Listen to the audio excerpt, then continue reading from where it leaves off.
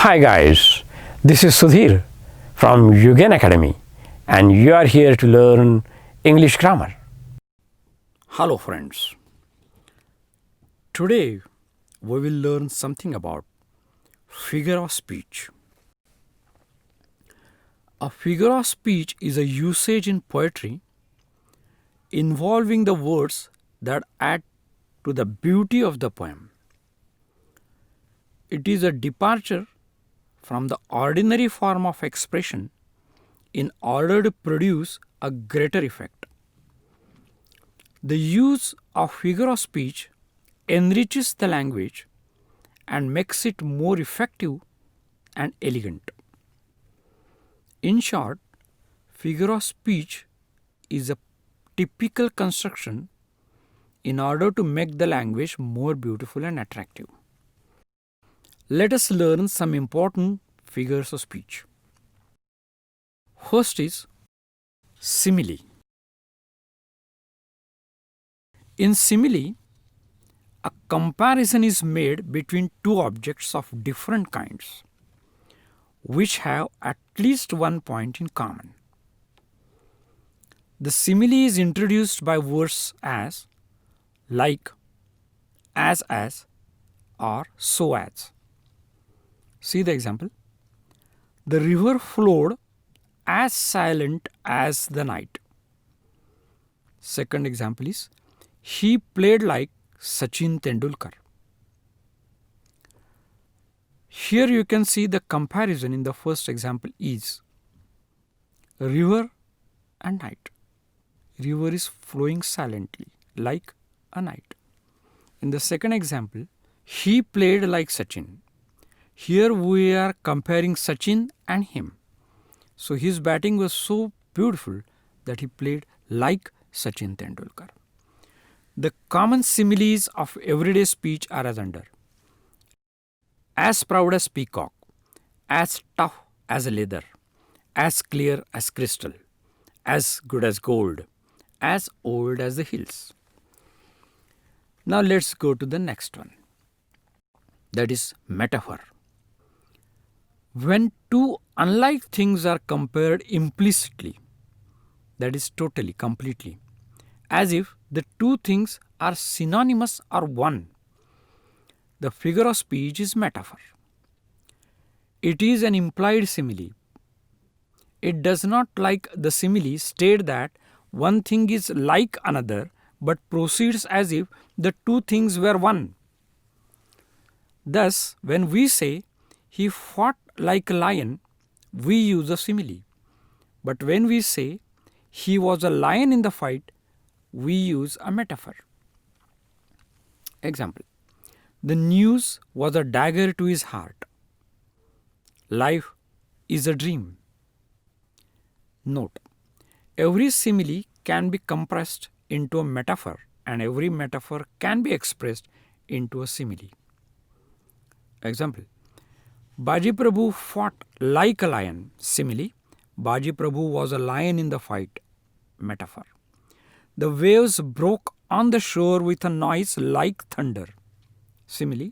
The waves thundered on the shore. Metaphor. The next one is personification. When an inanimate thing, that is lifeless or dead, is compared to a person in respect of some quality, the figure of speech is personification. Inanimate objects and abstract notions are spoken of as having life and intelligence and as if they are human or have human qualities. To personify means to show or think of an object or quality as a person. In short, to give human quality to inanimate objects. See the example? We used to watch the valley play hide and seek. The clouds are dancing fast and right. In the first example, we have given the quality of playing, had hide and seek to valley. Whereas in the second example, we have given human quality of dancing to clouds. So this is personification. Next is alliteration. When sounds are repeated, mind you, sound, in a sentence for pleasing or musical effect, the figure of speech is alliteration. Example: he knew his nose was nervous. Sound of N is repeated. We went on our way and we said goodbye. Sound of W is repeated. The fifth one is hyperbole. When a statement is exaggerated or overstated for effect, the figure of speech is hyperbole. A statement is made emphatic, means firm or forceful, by overstatement. Things are represented as much more than they really are. Example: why man, if the river were dry, I am able to fill it with tears. He rode faster than the wind. Here we can clearly note the exaggeration. But the exaggeration is intentionally made in order to say what really the speaker wants to say. The next one is transferred epithet. When the adjective is transferred from its rightful noun to another in the sentence, the figure of speech is transferred epithet. Epithet means adjective or nickname or title, label, tag, etc. In this, the epithet is transferred from its proper word to another that is closely associated with it in the sentence. Example: a pilgrim on a lonely road. It is the pilgrim who is lonely and not the road. He passed a sleepless night. He is sleepless and not the night. So here the adjective sleepless is before night. So normally it should be before the noun which it relates to. Next one is euphemism. When a harsh fact such as death is expressed in a mild term, the figure of speech is euphemism. The description of a disagreeable thing is done by an agreeable word. Example: he has fallen asleep. His mother has passed away. In both the cases, we have expressed a harsh fact, that is death of somebody, in a mild way. The next one is onomotopia. When a word conveys the sound that is to be expressed, the figure of speech is onomotopia. Example: I could hear the whistling of the crickets in the grass. There was a roaring in the wind all night. The italicized words signify a sound. Next figure of speech is climax. When ideas or words are arranged in the ascending order of importance, the figure of speech is climax. Climax means a ladder, derived from a Greek word. It is an arrangement of a series of ideas in the order of increasing importance. For example, the river swelled, then rest, then flooded. Next is he came, he saw, and he conquered. So in all the cases, the series is of increasing importance. Next is anti-climax. This is the opposite of climax, a sudden descent from the higher to the lower. It is chiefly used for the purpose of satire or ridicule. It signifies a funny descent from the higher to the lower. It is deliberately used to create a humorous effect. This is important. Please note it, because many students, they do not understand what exactly anticlimax means. Let us see the examples. First, he rushed into the house, loaded his gun, came out and shot a rat. He was remarkable for commanding intelligent, perfect virtue, and above all, a snub nose. Snub, is a short and flat. So in both these examples, the last word or the last phrase will make you laugh, and that is the main purpose of anticlimax. The 11th figure of speech is antithesis.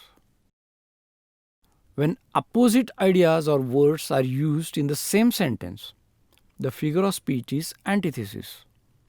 A striking opposition or contrast of words or sentiments is made in the same sentence. It is employed to secure emphasis. It means the setting of one thing against another. There is an effective contrast between two ideas or words, but they make balance. This is important. They make balance. See the example. Man proposes, God disposes. Two opposite words in the same sentence, proposes and disposes. Second example. Not that I loved Caesar less, but that I loved Rome more. Less and more, two opposite words. Third example. He speaks little, but listens more.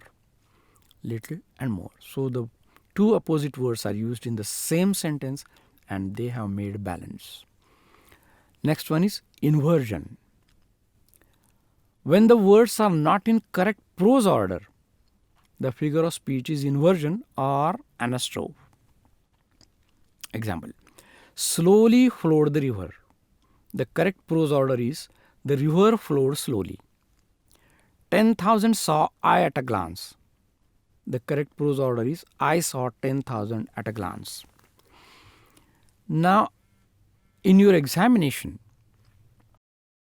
many times students find it difficult to identify this particular figure of speech because it is difficult to understand. So my suggestion is, whenever you will try all the figures of speech and you will not get the answer, be sure that it is inversion. Now let's go to the next one. Apostrophe. When an inanimate thing or an invisible entity, such as God, is treated as a person and spoken to, it is a direct address to the dead, to the absent, or to a personified object or idea. This figure is a special form of personification. Example. O death, where is thy sting? O grave, where is thy victory? Second example.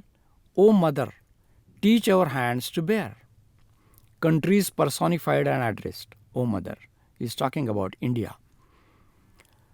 The next is exclamation.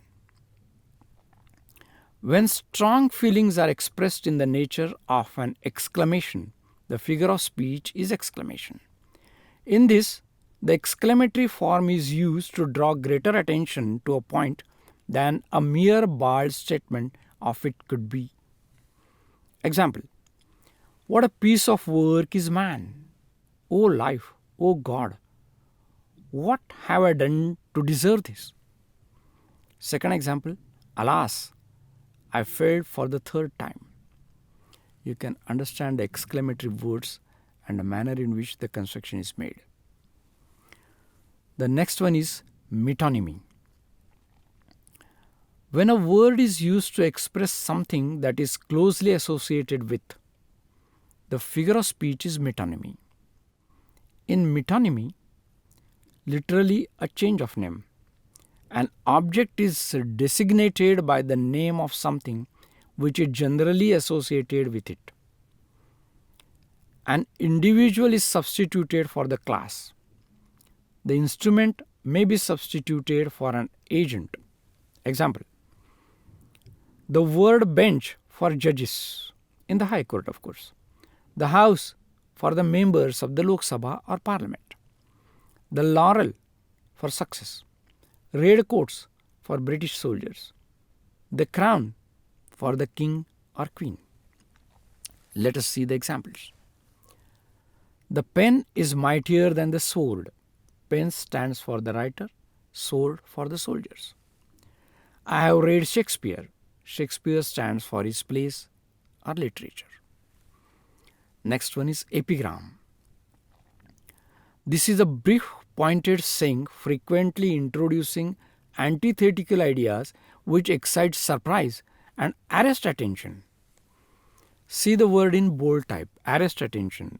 Means the moment you read it, you will be thinking what really the author says. See the example.